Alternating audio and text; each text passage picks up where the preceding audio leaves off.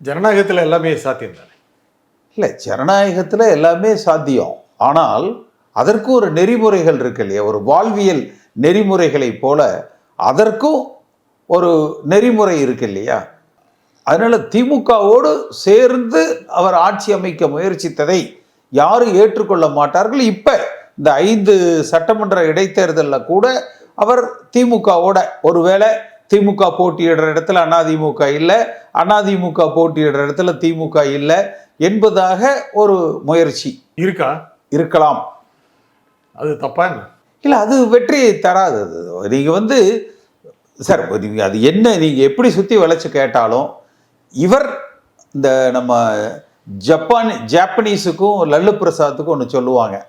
அதாவது பீகாரை கொடுங்க, நாங்கள் ஜப்பான் மாதிரி ஆக்குறோன்னு ஜாப்பனீஸ் கேட்டாங்களாம். லல்லு சொன்னாராம், ஜப்பானை கொடுங்க, நான் பீகார் மாதிரி மாற்றிடுறேன் அப்படின்னு.